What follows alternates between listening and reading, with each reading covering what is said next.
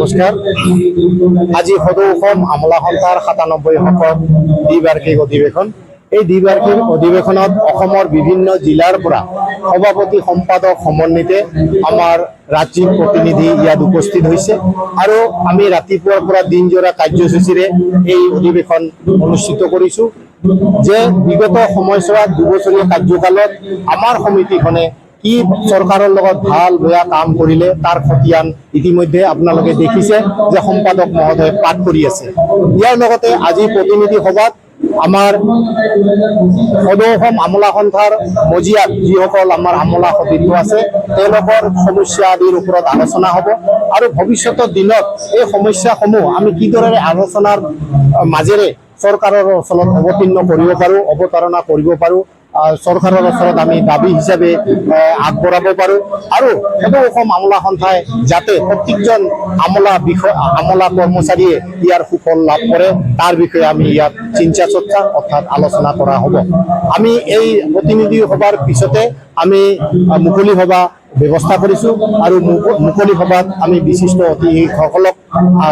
আমন্ত্ৰণ জনোৱা হৈছে আৰু এই বিশিষ্ট অতিথিসকলে নিশ্চিতভাৱে এনেকুৱা ব্যক্তিক আমি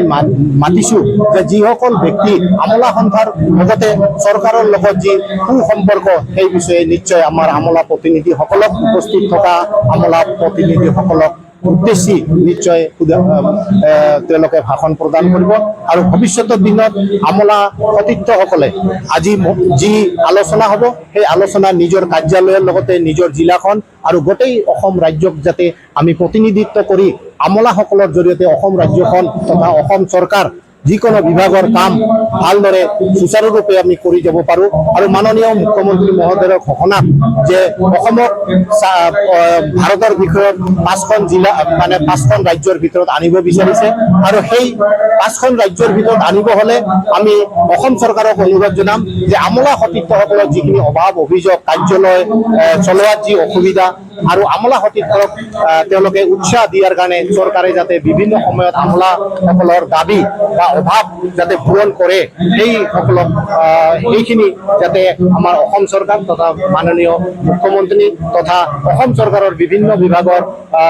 মানে মন্ত্ৰীসকলে যাতে আমোলাসকলৰ ওপৰত দৃষ্টি ৰাখি আমোলাসকলৰ সুবিধাৰ কাৰণে বা আমোলাসকলক উৎসাহ যোগাই যাতে অসম চৰকাৰৰ বিভিন্ন কামত আমোলাসকলে নিজক নিয়োজিত কৰিব পাৰে, আন্তৰিকতাৰে কাম কৰিব পাৰে, যিকোনো প্লেনিং যিকোনো পৰিকল্পনাত যাতে আমোলাসকলে ভালদৰে কাম কৰি অসম চৰকাৰক যাতে সহায় কৰিব পাৰে তাকে কামনা কৰাৰ কাৰণে এই মনোবলেৰে আমি সদৌ অসম আমোলা সন্থাই চিৰদিন কাম কৰি যাম। জয়টো সদৌ অসম আমোলা সন্থা।